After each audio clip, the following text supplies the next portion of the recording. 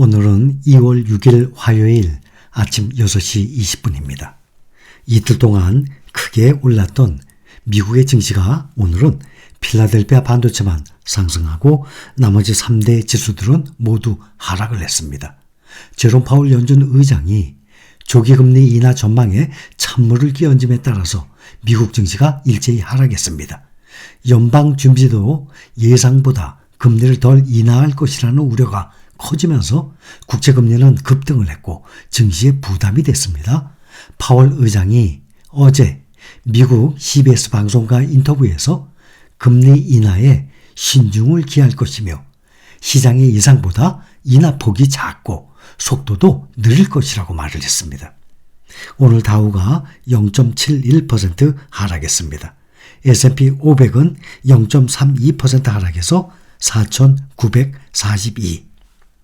나스닥은 0.2% 하락했습니다. 15,597. 필라델피아 반도체만 1.18% 상승했습니다. 4,388입니다. 종목별로 보면 테슬라가 3.65%나 떨어졌습니다. 투자은행의 실적 경고로 전기차는 일제히 다들 급락을 했습니다. 테슬라는 오전 한때 6.8%까지 떨어졌다가 낙폭을 줄인 것입니다. 테슬라의 주가 하락에는 독일의 소프트웨어 업체 SAP가 테슬라의 전기차를 앞으로는 더는 구매하지 않을 것이라고 밝혔다는 언론 보도가 영향을 준 것으로 분석이 됩니다.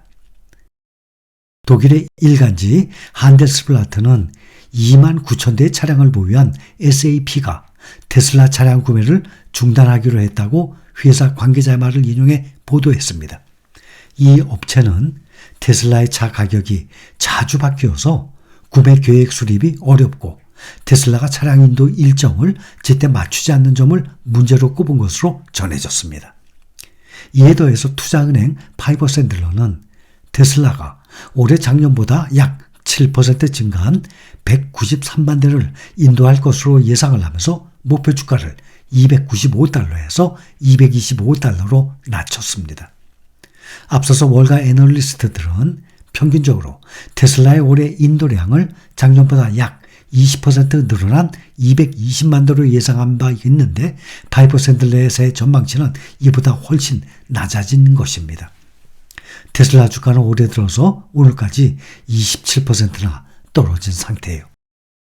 시가총액도 보면 우리 돈으로 1,000조가 넘었었는데 1,057조 원이었었는데 현재 약 772조 원 수준으로 많이 내려앉았습니다. 최근 전기차 수요가 위축되는 조짐이 나타낸 데 대해서 일론 머스크 테슬라 최고 경영자가 지난달 24일 실적 발표에서 올해 성장률이 작년보다 현저히 낮아질 것이라고 못 박은 이후 테슬라 주가는 내림세를 벗어나지 못하고 있습니다. 오늘은 반도체 지수만 상승했습니다. 엔비디아가 4.79% 크게 올라서 $700 직전입니다. 693.32달러.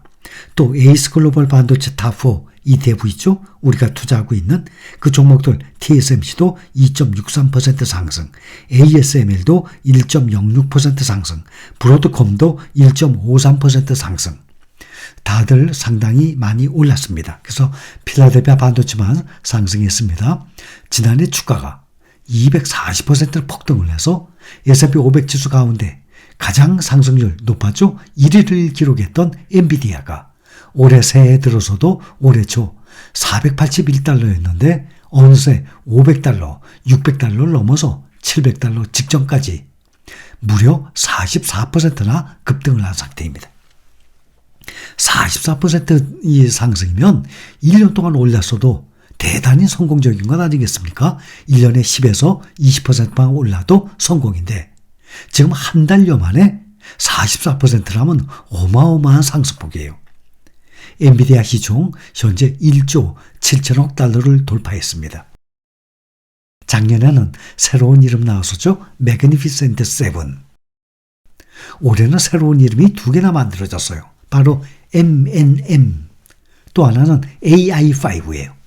MNM은 이니셜을 따서 마이크로소프트, 엔비디아, 그리고 메타. 이니셜 땀은 MNM이죠. 마이크로소프트, 엔비디아, 그 다음에 메타를 가리킵니다. 그래서 MNM이라는 이름이 있고 AI5는 AI 흐름을 주도할 5개 종목으로 엔비디아, 마이크로소프트, AMD, 대만의 TSMC, 그리고 브로드컴을 가리킵니다. 오늘 주가가 또다시 급등한 배경은 지난주 대형 기술 업체들의 AI 투자 확대 호재였습니다. 골드만삭스의 애널리스트 하리 토시아는 5일 분석 노트에서 주요 미국의 빅테크의 이 생성형 AI 자본 지출이 확대될 전망이어서 엔비디아가 그 혜택을 받을 것이라고 기대했습니다. 마이크로소프트, 메타, 아마존, 알파벳 등은 지난주 실적 발표에서 AI 투자가 앞으로도 대거 확대될 것이라는 점을 분명히 했습니다. 특히 AI로 상당한 실적 개선과 함께 낙관적인 전망이 나온 메타와 마이크로소프트가 그 중심에 있습니다. 하리 애널리스트는 이들 빅테크주들의 올해 AI 클라우드 투자 지출이 26% 급증하고 내년에도 5% 증가할 것으로 전망했습니다. 하리는 이날 엔비디아 목표 주가를 625달러에서 800달러로 대거 높이고 매수 추천 의견도 유지했습니다. 엔비디아 주가 급등의 또 다른 배경은 장 마감 뒤 공개될 분기 실적 기대감입니다. 오는 21일 공개될 계획입니다. 애널리스트들은 엔비디아 분기 매출이 1년 전보다 3배 넘게 폭증한 201억 9천만 달러, 주당 순이익은 같은 기간 0.88달러에서 4.53달러로 5배 넘게 폭증할 것으로 추산하고 있습니다. 또 반도체주 온세미컨덕터 주가가 오늘 9.54% 급등을 했습니다. 이러한 움직임은 만족스러운 4분기 실적과 1분기 가이던스 이후에 나온 것입니다. 주가는 회사가 분석가들의 기대치를 뛰어넘는 매출과 EPS를 기록을 하면서 4분기 실적을 발표한 후 주가가 급등을 했습니다. 경영진은 기록적인 자동차 수익과 실리콘 카바이드 수익의 전년 대비 4배 성장을 언급을 했습니다. 파월 의장은 인터뷰에서 경제가 강하기 때문에 언제 금리 인하를 시작해야 할지에 대한 질문에 신중하게 접근할 수밖에 없다고 말문을 열었습니다. 인터뷰에서 강한 경제를 언급을 하면서 금리 인하 시기에 대한 신중론을 언급했습니다. 특히 3월 금리 인하에 대해서 기본 시나리오는 금리 인하지만 3월이 기본 시나리오는 아니다 라고 조기 금리 인하에 다시 한번 선을 그었습니다. 그는 우리는 인플레이션이 2%로 지속 가능하게 내려가고 있다는 더 많은 증거를 보고 싶다라고 말했습니다. 그는 우리의 자신감은 높아지고 있지만 금리 인하 전에 더 많은 자신감을 원한다라고 덧붙였어요. 그는 선물시장이 예상한 것처럼 FOMC가 3월의 첫 금리 인하를 단행할 가능성은 낮다고 언급했습니다. 그리고 금리 인하의 속도와 폭도 시장의 예상보다 느리고 작을 것이라고 밝혔습니다. 시장에서는 연준이 올해 1.25% 금리를 인하할 것으로 보고 있습니다. 0.25%씩 모두 5차례 금리를 인하한다는 것이에요. 그러나 지난해 12월 연준이 FOMC 직후 공개한 점도표에서 연준은 올해 3차례 금리 인하를 시사했었습니다.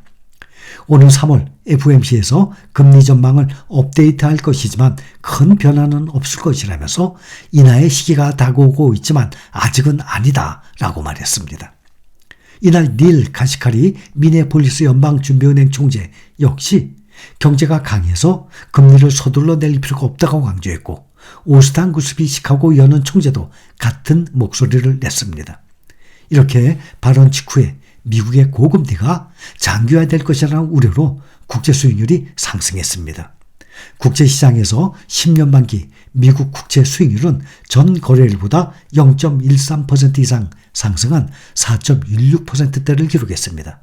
지난주 3.8%까지 빠졌던 금리가 다시 많이 올랐어요. 2년 금리 만기 국채 금리 역시 4.476%까지 상승했습니다.